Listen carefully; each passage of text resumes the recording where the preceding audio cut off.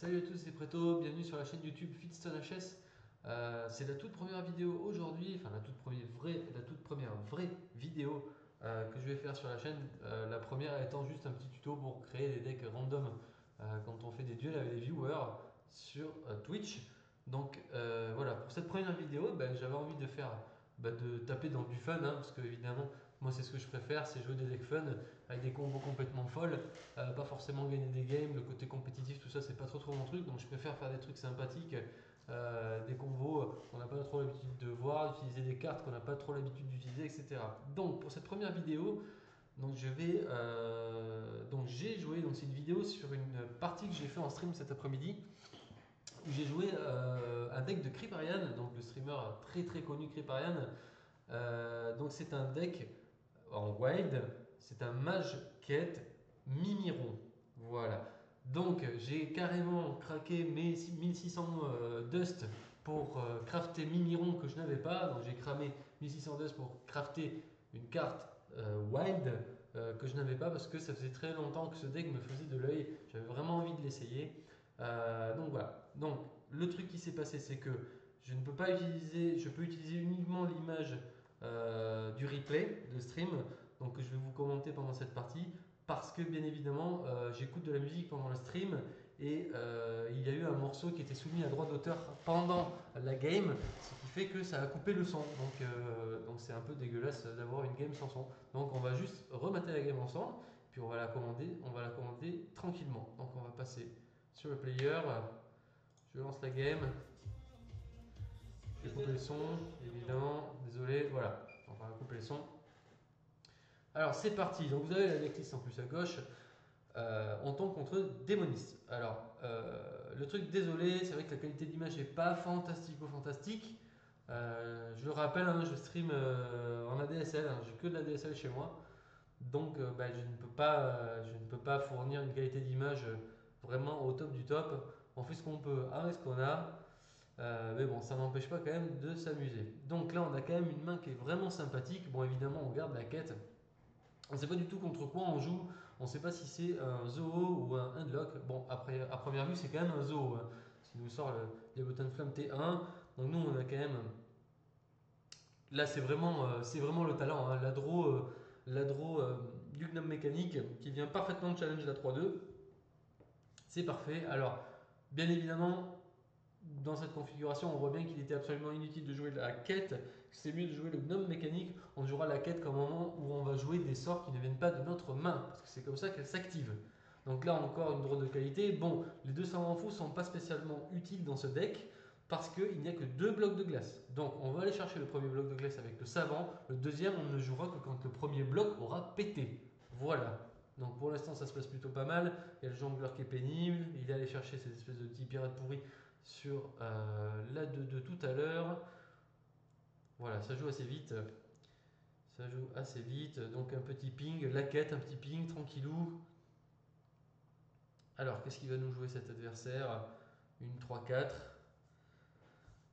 Alors, nous, ici, qu'est-ce qu'on va faire? A priori, c'est le Yeti. Le Yeti. Ça joue vite, ça joue vite. Parce que ça prend beaucoup de temps de remonter les plays, mais là, pour l'instant, bon, ça joue très vite. Et lui, alors en fait, ce qui se passe dans cette partie, c'est que lui, il se dit, bon, sur le long terme, je vais perdre la game. Sur le long terme, je vais perdre la game. Je vais tout lui mettre dans la gueule. Donc, il me met tout dans la face pendant toute la partie. Il va tout le temps dans la face, dans la face, dans la face, dans la face. Et moi, je suis constamment en train de me défendre, me défendre, me défendre. Alors, en gros, c'est à peu près la physionomie de la game jusqu'à la fin. Alors, donc évidemment, le souffle ici est quand même pas mal. On va aller trade la 2-2 pour réduire le coût du souffle. On va péter avec le souffle la 5-4 et on va pouvoir Babbling Book, opérant des calmes. Tranquillo. Qu'est-ce qui va nous donner le Babbling Book? Il nous donne un fracassé. Donc fracassé qui peut être, ma foi, assez intéressant. Quand on joue des pièces détachées, ça peut donner la pièce détachée gêne un serviteur, gêne un serviteur, ce qui fait que le fracassé derrière, on le casse. Bon là, on a quand même un petit peu de chance sur l'explosion de Diablota qui ne fait que 2. Donc c'est quand même pas mal. Alors ouais, il commence déjà à avoir un board assez inquiétant. Il commence à avoir un board assez inquiétant. Donc ici, je pense qu'on va tocheler pièce klaxon. Ce qui semble le mieux pour se défendre. On veut absolument conserver voilà, la pièce détachée, la fameuse pièce détachée qui va permettre d'aller faire un fracassé sur une créature. D'ailleurs, je crois que je m'en sers même pas comme ça, il me semble. Donc ici, évidemment, pièce qui est très forte, qui valide la quête plus qu'Axum qui valide la quête. Alors l'importance des pièces détachées, c'est qu'elles font que ça valide les quêtes. Donc la validance des quêtes, si je puis dire, se fait via les pièces détachées. Donc ici déjà, bon, il a le trade sur board. Donc sur board, il vient touche, mais il faut qu'il envoie tout son board, quoi. Il pète tout son board pour venir chercher la 5-7. Alors, qu'est-ce qu'il va nous jouer ici? Ça nous donne un petit temps de répit, c'est quand même une game qui va assez vite. Alors on a de la draw, on a déjà une partie de la combo qui est le reflet. Bon, il a une explosion de diablotin meilleure que la précédente, donc une game qui fait 3. Voilà, donc il récupère un board, il clean, il recommence à mettre de la pression. Et un petit peu de pression, on est déjà très bas, on est très low HP, on est déjà à 10. Bon, désolé pour la barre qui sort, je fais m'amuse avec ma souris, donc forcément ça aide pas trop. Ok, on va aller draw.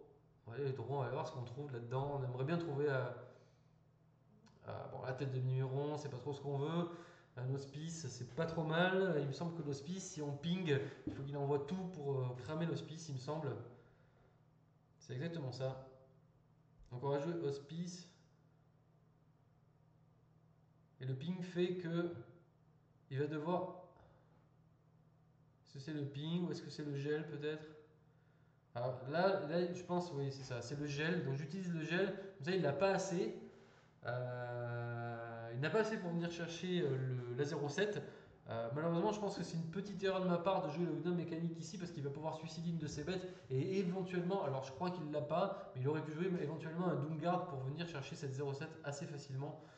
Donc je pense que c'est un petit misplay de ma part. Bon, sur le coup, là, il faut quand même bien se rendre compte qu'on est à plus de 3 heures de stream, donc ça fait déjà 3 heures que je suis en train de jouer. Donc, bon, là franchement, je ne comprends pas du tout son play, je pense que ça m'arrange énormément.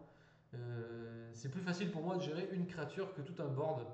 Après, il tourne autour d'un zone, il se dit, peut-être qu'il se dit que j'ai pas joué un seul zone de la partie, il pense vraiment que je joue une sorte de freeze ou peut-être un Exodia ou peut-être un géant, je sais pas trop. Il se dit, il doit avoir des zones, il n'a pas joué de zone, il doit en avoir. Je vais plutôt jouer, une grosse créature finalement, bien que ça lui fasse raser son board, donc c'est pour ça, c'était pas, je pense pas que c'était un très très bon call. Bon ben là on va faire de l'Inception Babbing Book. On va aller chercher un maximum avec ces pièces détachées du remontoir qui finalement ne servent pas à grand chose. Elles ne servent pas à grand chose en fait dans ce deck. C'est vraiment la pièce détachée que l'on veut le moins. Elle est utile que sur les Babbing Book. Donc voilà, il nous repose un monstre, il nous met à 3 HP. Donc ici, on a l'acolyte. Donc on va jouer acolyte 100% du temps parce que du coup on va ping. Comme ça, s'il veut proc le bloc, il est obligé d'envoyer la 6-7, il peut pas tuer l'acolyte d'un coup. Donc on aura 2 extra draws plus le mage, on aura 3 extra draws normalement au prochain tour. Donc là on veut, en fait on a fini la quête, on veut impérativement topper les cartes de combo qui manquent. Hein. Évidemment dès que la combo va tomber, il va exploser quoi. Donc ce qu'on veut c'est vraiment draw un maximum. On joue aussi le savant fou pour le coup. Alors là on se dit, là je me dis en fait que je vais jouer le savant fou même si j'ai... Le savant fou me sert qu'à aller chercher le deuxième bloc, d'accord? Donc là le truc c'est que la seule manière qu'il a de proc, bon évidemment il a une manque de matière noire donc là il joue mal le coup, là il joue vraiment mal le coup. En fait, il aurait dû, s'il proquait, il aurait dû envoyer sa 6-7 dans mon savant fou pour éviter que ce soit le deuxième bloc qui revienne sur le savant, quoi. Voilà, il fait play, mais ça me ramène quand même. Il aurait dû faire play avant, en fait. Je comprends pas pourquoi il a fait ça. Enfin, bon, après, tant mieux pour moi, hein, tant mieux pour moi. Bien évidemment, quand on joue des decks fun comme ça, bah, on arrive à s'en sortir quand c'est un match-up défavorable, parce que là, c'est clairement défavorable. Hein, c'est vraiment clairement défavorable. On joue un jeu très très contrôle qui va devoir piocher pratiquement tout son deck pour placer sa combo. Et à côté de ça, lui joue un deck très agressif, donc il fait pas de bon play. Après, on est rang 15.